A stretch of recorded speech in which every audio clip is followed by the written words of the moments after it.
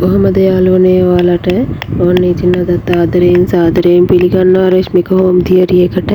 ඉතින් වීඩියෝ එකට යන්න කලින් ඔයාලා මාව subscribe කරලා නැත්නම් subscribe කරලා ළඟම තියෙන bell icon එකත් all කරලා තියාගන්න. ඒ වගේම මාව subscribe කරලා මාත් එක්ක එකතු වෙලා ඉන්න කෙනෙක් නම් මගේ වීඩියෝ එක හොඳයි නම් like එකක් දාලා comment එකක් දාලා යාළුවෝ එක්ක ෂෙයා කරන්නත් අමතක කරන්න එපා. ඉතින් අද මම ඔයාලට වීඩියෝ එකෙන් අරන් ආවේ රුලන් ටොෆි කඩේ විදියට මේ රසටම හදාගන්නේ කොහොමද කියලා. ඉතින් එහෙනම් අපි වැඩි කතා නොකර යමු වීඩියෝ එකට මොනවද මේකට ඕන කරන්නේ කොහොමද මේක හදාගන්නේ කියලා. මම මුලින්ම මෙතන රුලන් ග්‍රෑම් 250ක් අරගෙන තිනවා. ඒ වගේම සීනි ග්‍රෑම් 200ක් අරගෙන තිනවා. 100ක් අරගෙන තියෙනවා. ඒ වගේම හීනියට ගාගත්ත පොල් ග්‍රෑම් 100ක් අරගෙන තියෙනවා. අපිට අත්‍යවශ්‍යම නැහැ හැබැයි වෙරළ බිංදු 2-3ක් ඕන වෙනවා. ඉතින් මම මේ විදිහට මුලින්ම ට්‍රේ එක ලෑස්ති කරගත්තා. එක්ස්ට්‍රා ටිකක් හරි පොල් තෙල් ටිකක් හරි ගාලා ඔයාලට මේ විදිහට ට්‍රේ එක ලෑස්ති කරගන්න පුළුවන්. එතකොට අපිට වැඩේ ඉක්මන් කරගන්න පුළුවන්. ඉතින් අපි මුලින්ම කරන්න ඕනේ මේ රුලන් ටික බෙද ගන්න එක. ඉතින් මම මේ විදිහට ෆෑන් එකක් ලිපේ තියාගෙන මුලින්ම රුලන් ටික රන්වන් පාට වෙනකම් බෙද ගන්නවා. ලිපේ ගින්දර හොඳටම අඩු කරලා රුලන් ටික බෙද ගන්න ඕනේ. නැත්තම් රුලන් ටික ඉක්මනින්ම කර වෙලා යනවා. ඒක නිසා ළඟ ඉඳගෙන අලුව වලට පිටි බදිනවා වගේ ළඟ ඉඳගෙනම නිතරම කලවම් කර කර හිමීට රන්වන් පාට වෙනකම් රුලන් ටික බෙද ගන්න ඕනේ.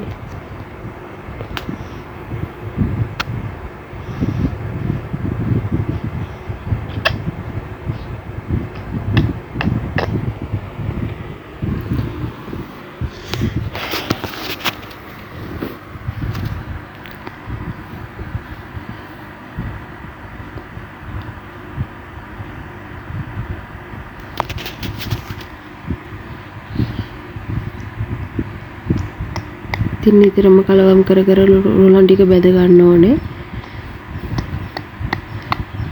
රුලන් ටික බෙදීගෙන එනකොට රන්වන් පාට වෙනවා. ඒ වගේම අපිට අතටත් දැනෙනවා රුලන් ටික බෙදිලා තියෙන්නේ කියලා. ඒක අර හැන්දේ වදිනකොට ඒක තේරෙනවා රුලන් බෙදිලා තියෙන්නේ කියලා. අමුතු සද්දයක් එනවා එතකොට.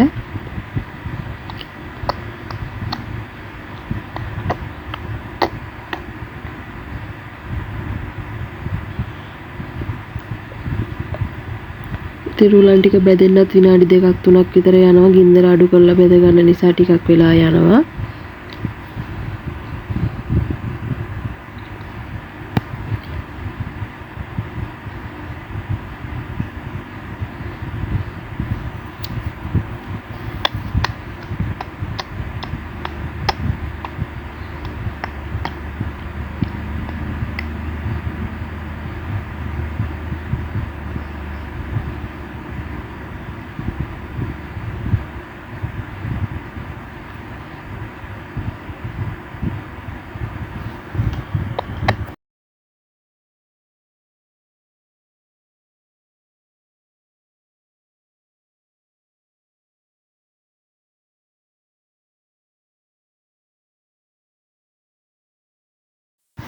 ඉතින් දැන් රුලන් ටික බෙදිලා තියෙන්නේ. අපි දැන් මේක වෙනම භාජනයකට දාලා තියාගමු ටිකක් නිවෙන්න.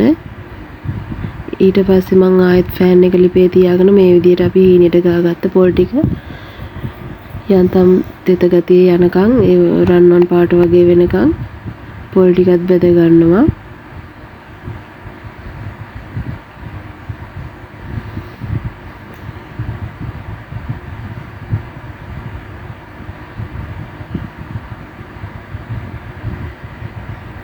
පොල් ටිකත් නිතරම ළඟ ඉඳගෙන කලවම් කරන්න ඕනේ. නැත්නම් ඒ ටිකත් පිච්චිලා යනවා. කළු පාට වුණාම ඊට පස්සේ තිති රසක් එනවා. ඒක නිසා ළඟ ඉඳගෙන නිතරම කලවම් කරලා රන්වන් පාට වගේ විල බැදීගෙන එනකොට පොල් ටිකත් අපි වෙනම භාජනයකට දා ගන්න ඕනේ.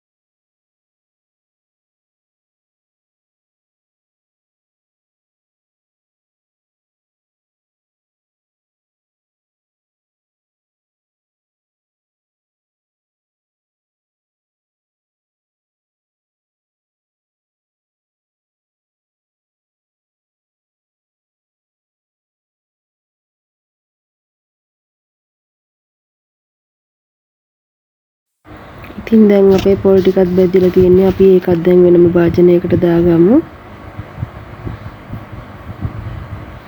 ඊට පස්සේ මම ආයෙත් ෆෑන් එකේ ලිපේ තියලා මේ විදියට අපි ගත්ත සීනි ග්‍රෑම් 200න් සීනි ග්‍රෑම් 50ක් විතර මේ විදියට දාගන්නවා. සීනි කැරමල් එක හදාගන්න. කැරමල් එක ටිකක් රන්වන් පාට වෙනකන් හොඳට දී වෙන්න තියන්න ඕනේ. එතකොට තමයි රුලන් එකේ පාට එන්නේ. රුලන් වල පාට ගන්න හොඳට සීනි එක කැරමල් කරගන්න ඕනේ රන්වන් පාට වගේ වෙනකන්.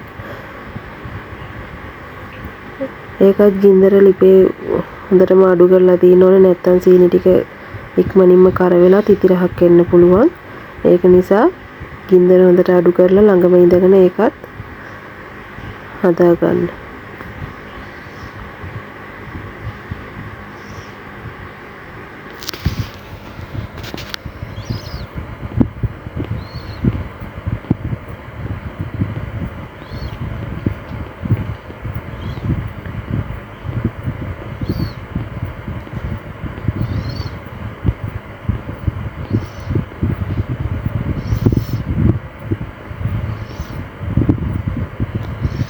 ඉතින් දැන් ඔයාලට පේනවා ඇති සීනි ටික හොඳට දිය වෙලා තියෙනවා. තව පොඩ්ඩයි තියෙන්නේ. ඒ ටිකත් හොඳට දිය වුණාට පස්සේ අනිත් සීනි ටිකත් අපි මේකටම එකතු කරගමු.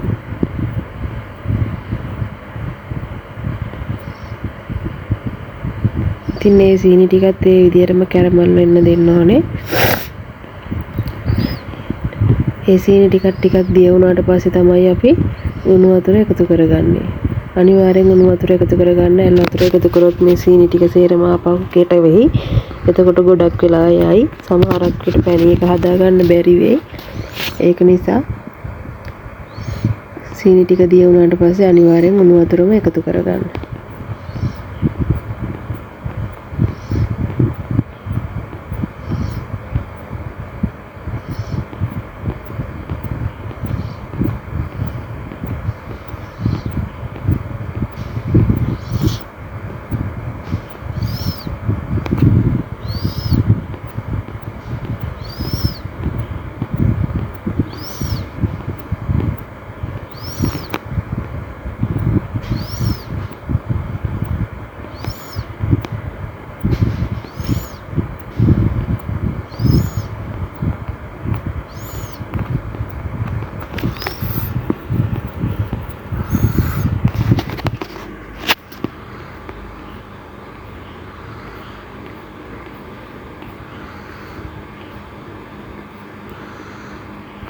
ඉතින් දැන් අපේ සීනි ටික දිය වෙලා තියෙන්නේ. මම දැන් මේකට උණු වතුර අඬු කෝප්පයක් විතර එකතු කරගන්නවා. ඒ ටික පැණි වුණාට පස්සේ තමයි මේ කැරමල් එක මුලින්ම දිය කරගන්නේ. ඒ ටික පැණි ගතියට හැරුණාට පස්සේ තමයි අපි මුලින්ම පොල් ටික එකතු කරගන්න ඕනේ. ඉතින් අපි මුලින්ම මේ කැරමල් ටික දිය කරගමු.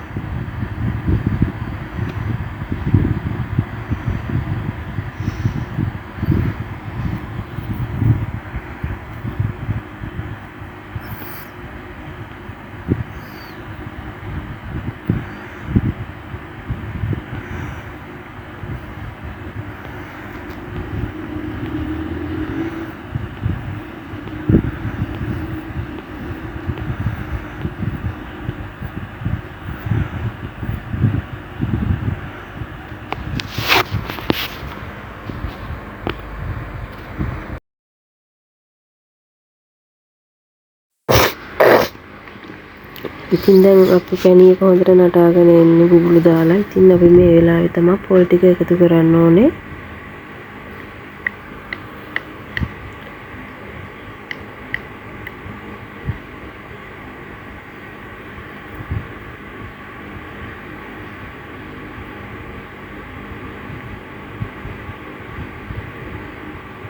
ඉතින් පොල් පැණි හදනවා වගේ පොල් ටිකේ හොඳට පැණි පෙඟෙන්න තියලා පොල් ටික හොඳට කලවම් කරන්න ඕනේ පොල් ටික දාලා. ඊට පස්සේ පැණි එකේ ටිකක් වෙලා පෙඟෙන්න තියන්න ඕනේ. පොල් ටික හොඳට කලවම් වුණාට පස්සේ තමයි අපි රුලන් ටික එකතු කරගන්න ඕනේ.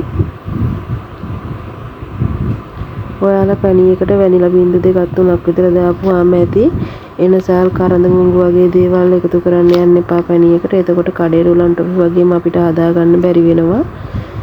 ඒක නිසා මේ දේවල් එකතු කරන්නේ නැතුව වැනිලා විතරක් එකතු කරගන්න. දැන් අපි රුලන් ටිකත් එකතු කරගමු.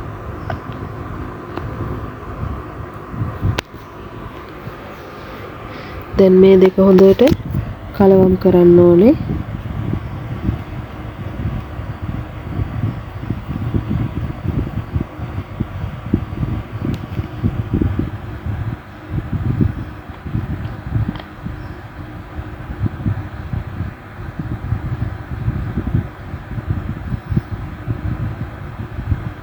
හොඳට වටේ තියෙන ඒවත් අරගෙන හොඳට කලවම් කරගන්න ඕනේ.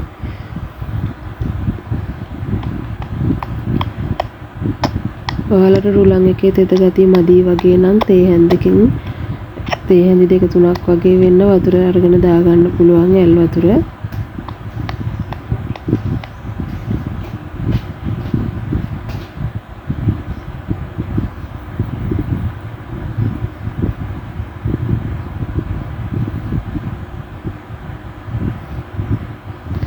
ලිපේ ගින්දර හොඳටම අඩු කරලා තමයි මේක මිශ්‍ර කරගන්න ඕනේ. නැත්නම් අඩිය අල්ලනවා.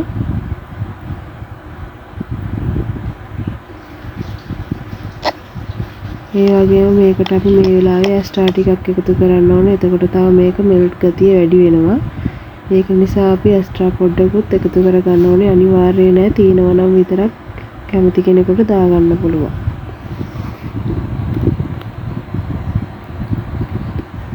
ඉතින් මම මේ වගේ පොඩි ඇස්ට්‍රා ප්‍රමාණයක් එකතු කරගන්නවා.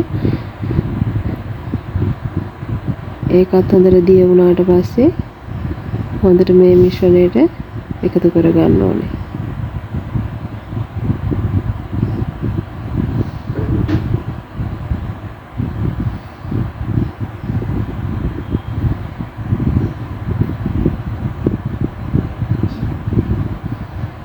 දැන් හොඳට අපේ රුලන් ටික කලවම් කරගන්න ඕනේ ආයෙත්.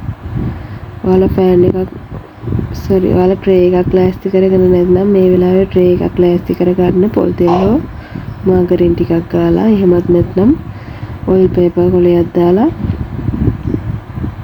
ට්‍රේ එක ලෑස්ති කරගන්න පුළුවන්.